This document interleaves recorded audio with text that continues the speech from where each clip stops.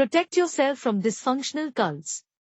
Shocking revelations of the sexual exploits and frightful saga of murders by the Ramahim Insan of Dera Sacha Suada of Hisar brings out the power these cult heads come to acquire and how they misuse the same for their selfish ends. All of these crimes are done in the garb of truth and service to mankind. Here I am going to share the psychological processes that come into play in the origin, growth and ultimately the death of these religious or other kinds of cults. Primarily, it is interplay between individuals' psychological needs and group dynamics.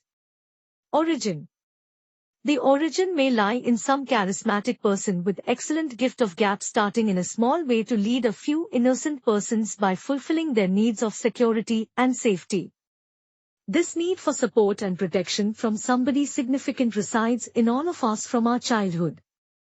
In childhood, this is fulfilled by parents, but when we become adults we continue to search for parents who will solve all our problems and who will provide us with support in times of our difficulty or vulnerable state. This authority issue is deeply ingrained in the psyche of man since the dawn of civilization, and its root is in our pattern of relations we have with our parents since birth, when we are totally dependent on them for everything and they take care of all our needs.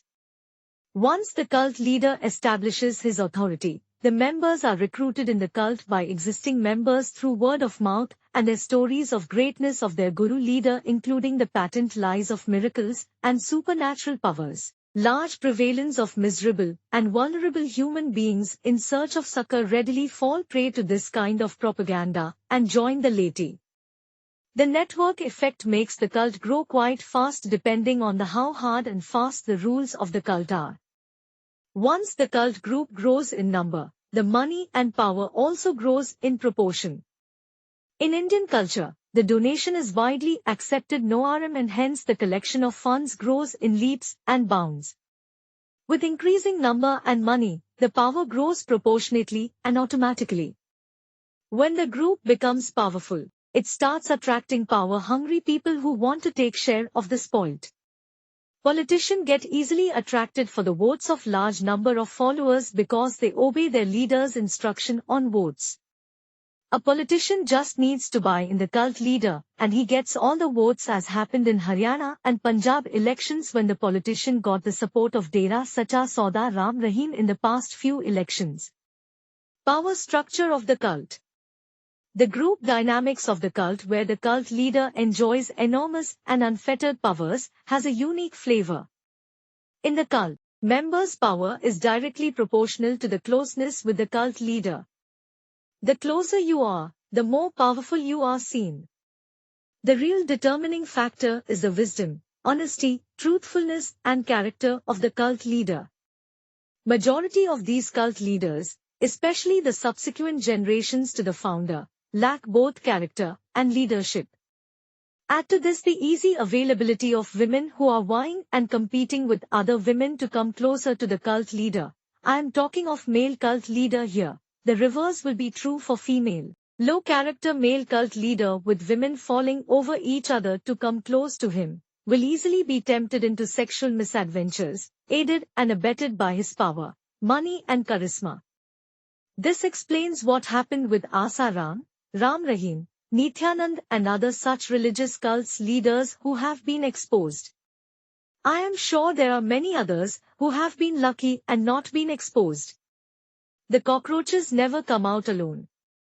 Once such misadventures start, many more will be accompanied, especially rivalry for power and attendant crimes of murders, money laundering, etc. Ultimately, the cult becomes a den of corruption and crimes. It is surprising that cult followers continue to follow their leaders despite such things coming in the open. This is explained by the psychological process of cognitive dissonance.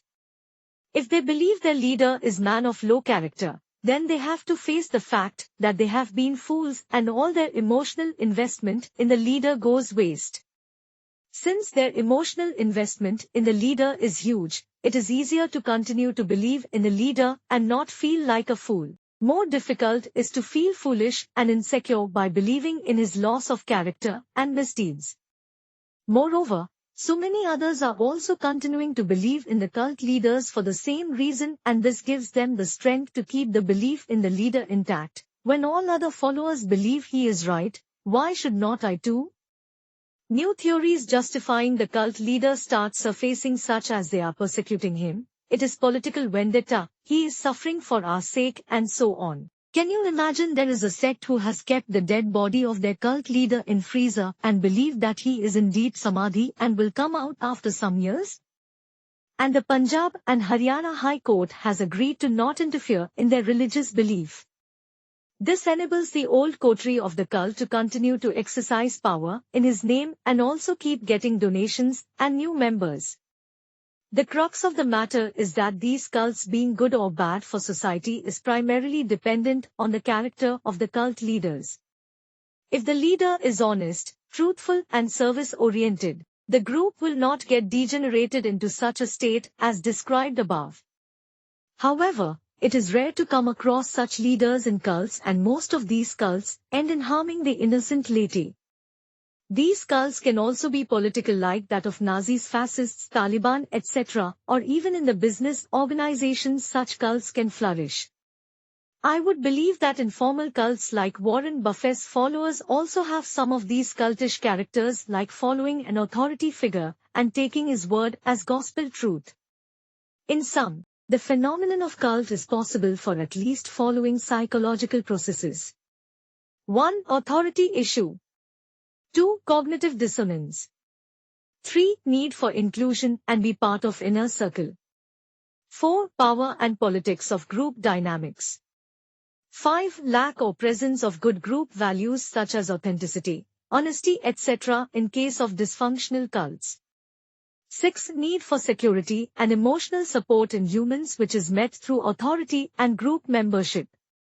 7. Selfish unselfish agenda of cult leadership. If any cult can avoid the dysfunctional elements as mentioned above and has good character leader, it can do good to its members and larger society too.